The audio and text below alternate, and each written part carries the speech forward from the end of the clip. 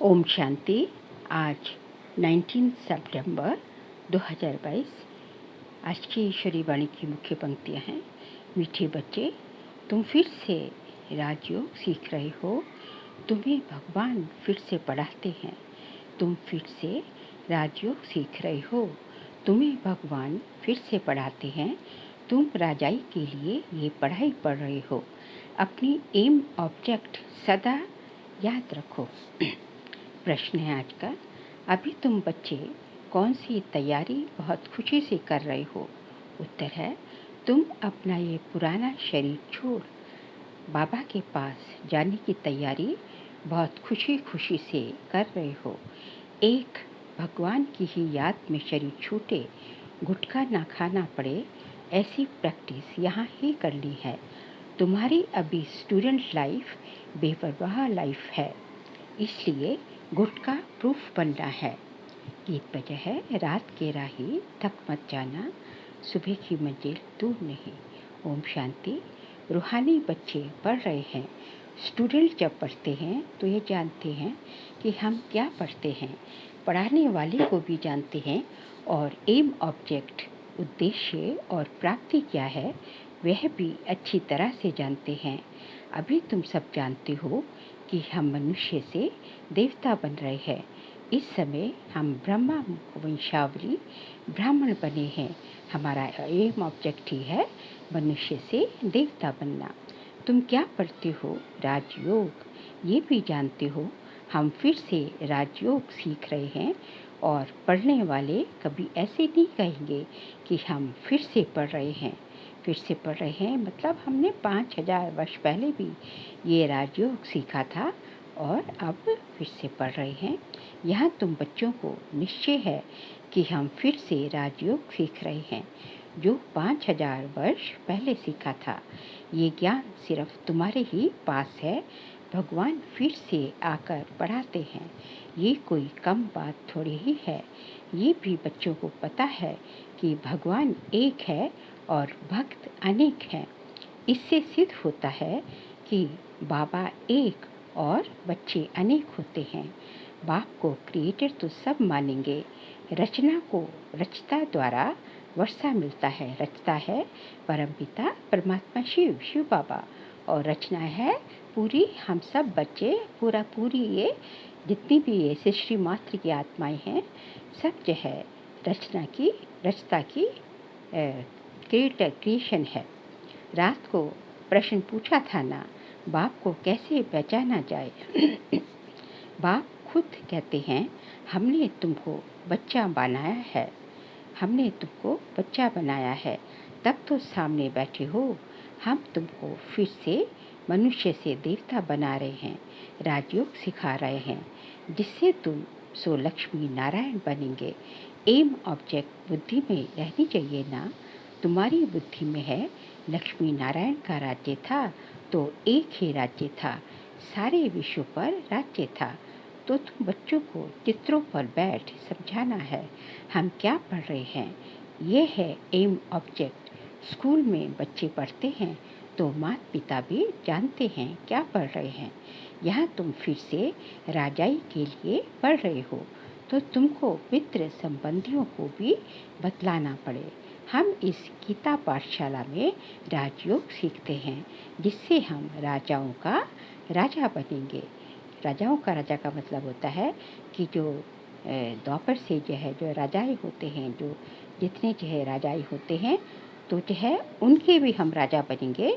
मतलब जो है सतयुग सूर्यवंशी चंद्रवंशी जो होते हैं वो द्वापर के जो राजाई होती हैं उनके भी राजा। इस पाठशाला में पूरे जवान बच्चे सब पढ़ते हैं। ये वंडर है ना।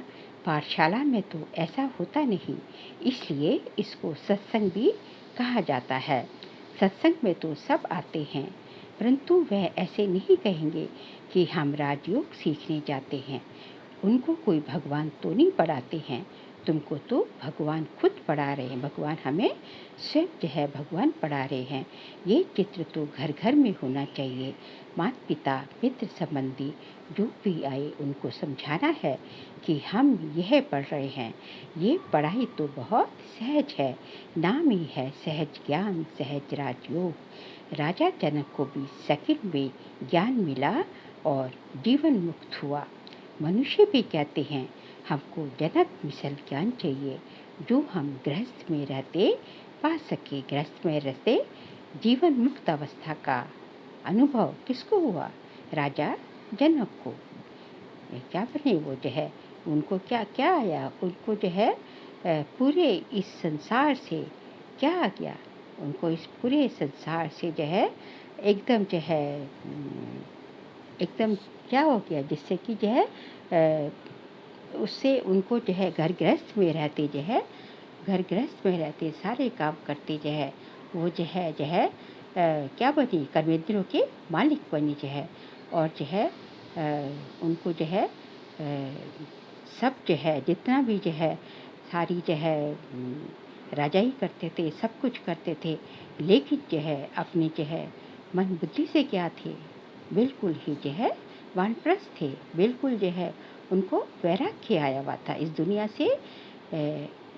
दुनिया में रहते भी जो है दुनिया में नहीं थे जो है। इसलिए कहते हैं कि जो है जनक मिसल जो है जीवन में इस दुनिया में रहते हुए भी जीवन मुक्त अवस्था का अनुभव करना। कोई बंधन नहीं, एकदम जो स्वतंत्र जीवन जो है, कोई बंधनों के परिवश, बंधनों के जो वशीभूत नहीं है, एकदम जो है बंधन मुक्त जीवन। मनुष्य से देवता बनना है, ये बहुत ऊंची पढ़ाई है जो हम गृहस्थ में रहते पा सकते हैं। देवताओं की कितनी महिमा है। सर्वगुण संपन्न ये है मृत्यु लोक, वह है अमर लोक। पतित दुनिया आसुरी है और पावन दुनिया है देवी दुनिया। पावन दुनिया में जाने के लिए हमें पवित्र बनना है। लक्ष्मी नारायण पवित्र पावन थे ना, अभी तो वे है नहीं। ये तो पतित राज्य है, फिर से पावन बनना है। लक्ष्मी नारायण का चित्र बहुत अच्छा है। लक्ष्मी नारायण में सभी का प्यार रहता है। तब तो बड़े बड़े आलीशान मंदिर बनाते हैं। श्री कृष्ण का तो छोटा छोटा मंदिर बनाते हैं, जैसे बच्चों का होता है। उनको ये पता ही नहीं कि राधे कृष्ण ही लक्ष्मी नारायण बनते हैं। तुम समझा सकते हो कि आज से 5000 वर्ष पहले इन लक्ष्मी नारायण का राज्य भारत में था और कोई के चित्र है नहीं। सूर्यवंशी डायनेस्टी मशहूर है। बेहद का वैराग्य किया, राजा जनों को बेहद का वैराग्य आ गया था। इस संसार में रहते हुए इस संसार से बिल्कुल जो है विमुक्त जीवन। लक्ष्मी नारायण और सीताराम की डायनेस्टी थी। फिर द्वापर कलयुग होता है, अभी कलयुग का अंत है। हम फिर से वही राजयोग सीख रहे हैं। 5000 वर्ष पहले राजयोग सीख राजाई प्राप्त की थी, बरोबर वह संपूर्ण निर्विकारी थे। अभी पतित दुनिया है, इसलिए परमपिता परमात्मा को आना होता है। गाते भी हैं पतित पावन आओ, वह तो निराकार ठहराना। श्री कृष्ण तो प्रिंस है सतयुग का, वह कैसे आकर पावन बनाएंगे? तो समझाना पड़े कि साकार को भगवान नहीं कहेंगे। दूसरे धर्म वाले परमात्मा को निराकार मानते हैं। वही लिबरेटर, गाइड, ब्लिसफुल, गॉडफादर, सर्व का दुख हरता सुख करता है। भगवान जब दुख हरते हैं तो सुख भी देते होंगे ना। तुम मित्र संबंधियों आदि को समझा सकते हो। वहाँ तो वेद शास्त्र अनेक मनुष्य सुनाते हैं, यहाँ तो सब सुनते ही एक से हैं। बाबा कहते हैं तुम मेरे से ही सुनो। भगवान वाच जरूर किस तन में आएगा ना, गाया हुआ है ब्रह्मा द्वारा ब्राह्मण रचे। हम ब्रह्मा कुमार कुमारियाँ हैं। 5000 वर्ष पहले भी संगम पर ब्रह्मामुख कमल से ब्राह्मण रचे गए थे, जो ब्राह्मण फिर देवता बने थे। अभी हम शूद्र से ब्राह्मण बन फिर देवता बनेंगे। हम फिर से राजयोग सीख रहे हैं, कल्प पहले भी सीखे थे, समझेंगे। ये तो बड़े निश्चय से बोलते हैं। भगवान वाच मैं तुमको फिर से राजाओं का राजा बनाता हूँ। अक्षर तो बरोबर गीता में है। राजयोग से हमने राजाई पाई, फिर द्वापर में रावण राज्य शुरू हुआ। अभी रावण राज्य पूरा होता है। हम फिर से राजयोग सीख रहे हैं और पाठशालाओं में ऐसे नहीं कहते कि हम फिर से पढ़ रहे हैं। ये तो बच्चों की बुद्धि में है। कहते हैं कि मैं फिर से राजयोग सिखाने आया हूँ। भगवान कहते हैं कि मैं फिर से राजयोग सिखाने आया हूँ। उस समय महाभारत लड़ाई लगी थी। पांडव गीता सुनते थे। पांडव कौन है? हम सब बाबा के बच्चे ही पांडव हैं। हम ही जो है ब्रह्मा, हम ही जो है भगवान की गीता, जो भगवान हमें जो है ज्ञान सुनाते हैं, ज्ञान रूपी गीता सुनाते हैं, वो हम ब्रह्मा मुख से सुनते हैं। तुम हो रूहानी पंडे, है रूहानी बच्चे या रूहानी पंडे, थक मत जाना। बाप कहते हैं ना, गीता जरूर भगवान ही सुनाएंगे ना, है भी भगवान वाच। तुम जानते हो हम स्वर्ग के सुख पाने के लिए राजयोग सीख रहे हैं। भगवान है ही निराकार।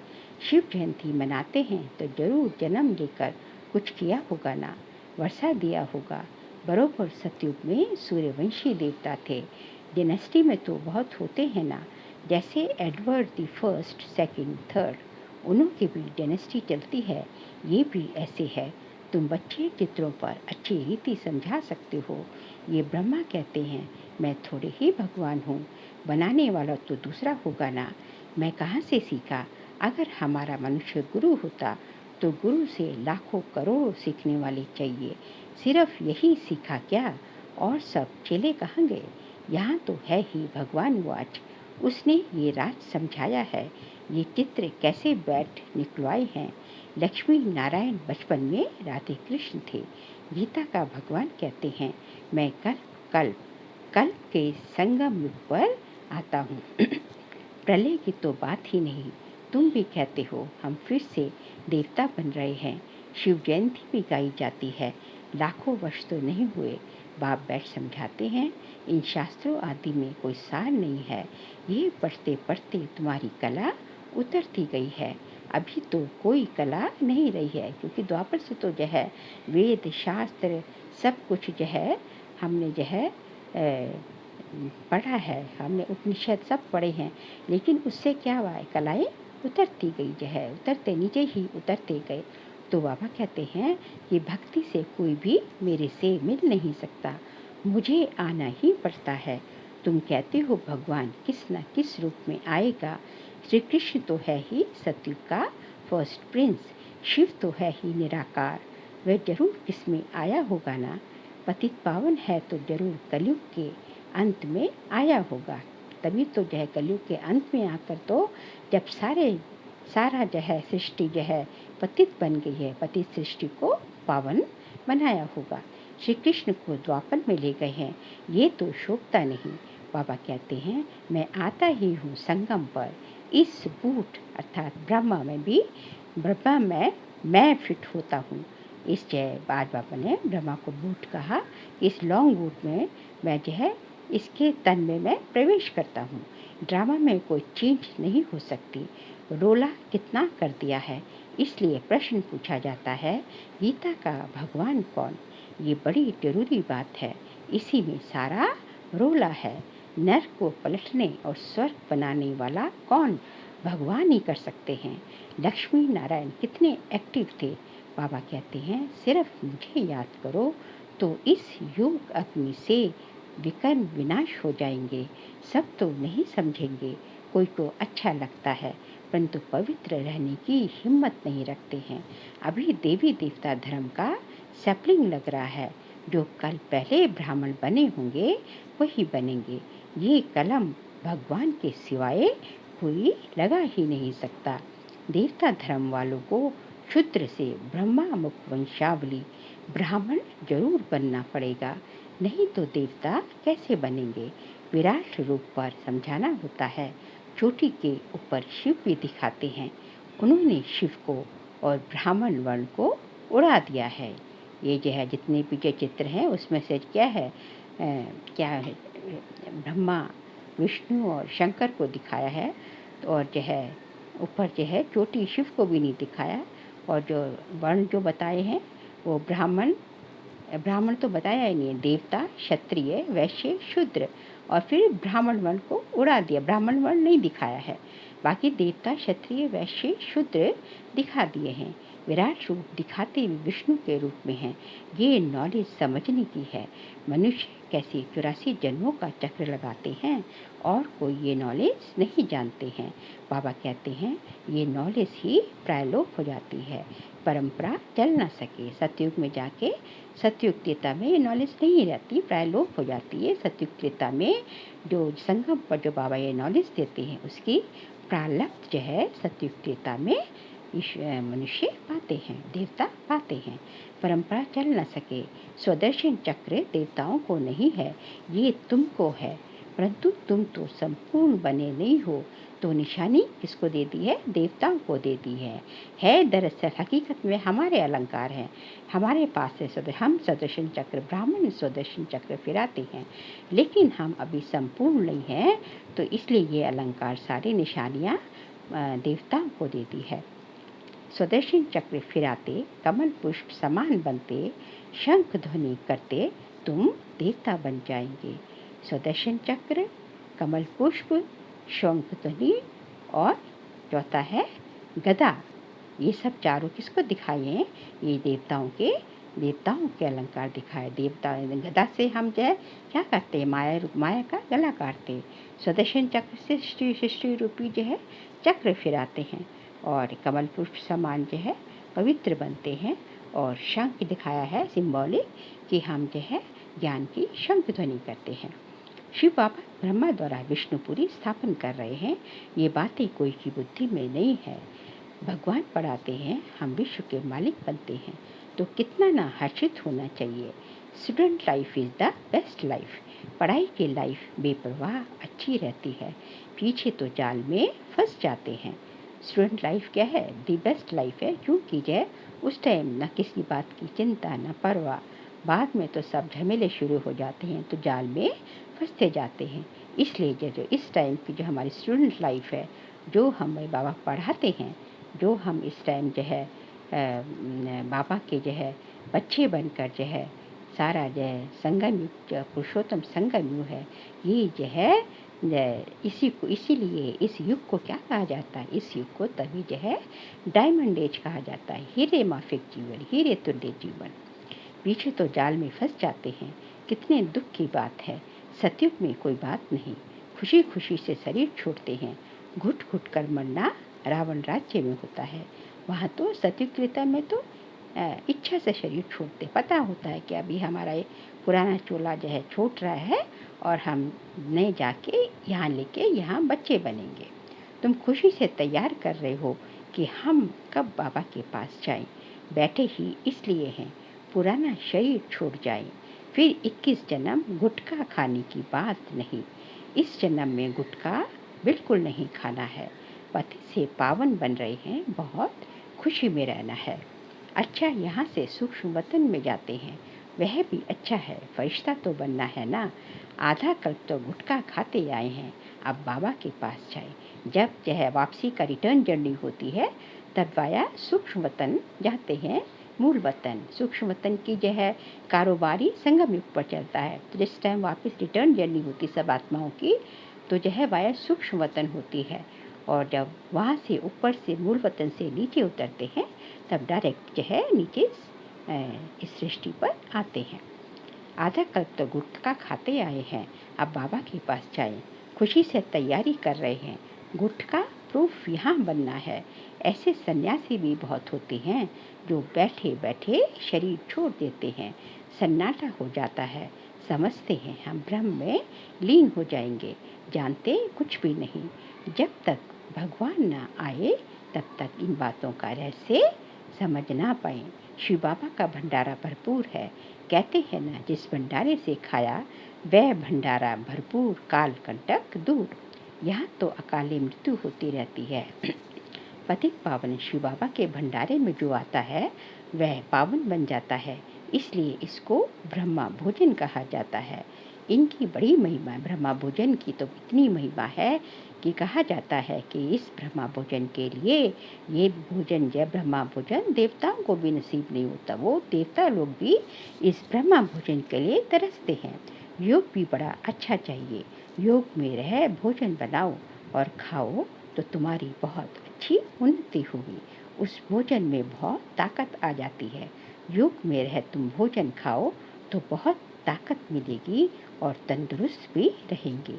इसलिए जो है योग में रहकर भोजन बनाना भी चाहिए और खाना भी चाहिए। बाबा खुद कहते हैं, हम बाबा की याद में बैठे जैसे कि हम और बाबा खाते, ब्रह्मा बाबा कह रहे हैं, परंतु फिर भी मैं इनको शिव बाबा को भूल जाता हूँ। एक बात की याद में ही शरीर छूटे, कोई गुटखा ना आए, ऐसी प्रैक्टिस करनी चाहिए। बाबा की याद में रहने से एक तो शांति रहेगी और क्या बनेंगे, हेल्दी बनेंगे। भोजन पवित्र हो जाएगा। अंत का गायन है, अति इंद्रिय सुख गोप गोपियों से पूछो।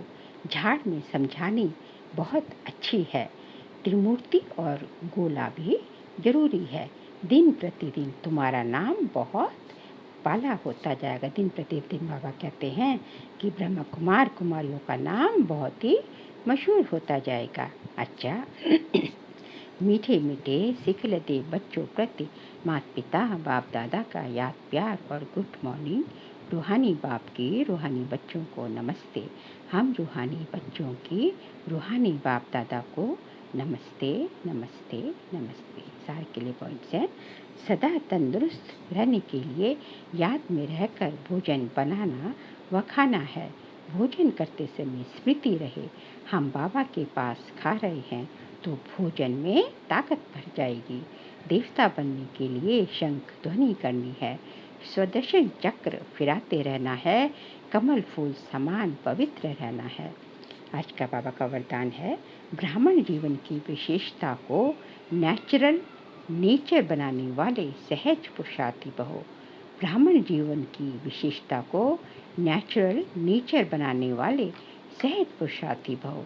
जैसे किसी का जन्म राज परिवार में हो तो बार बार स्मृति में लाते हैं कि मैं राजकुमार या राजकुमारी हूँ।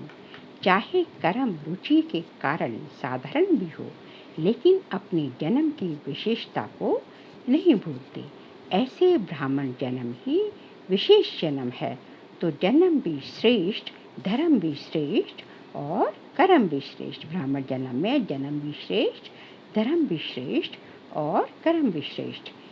इसी श्रेष्ठता अर्थात विशेषता की जीवन स्मृति में नेचुरल रहे तो सहज पुरुषार्थी बन जाए।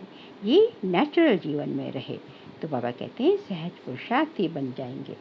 विशेष जीवन वाली आत्माएं कभी साधारण कर्म कर ही नहीं सकती। आज का बाबा का स्लोगन है, डबल लाइट रहना है तो विघ्न विनाशक बनो।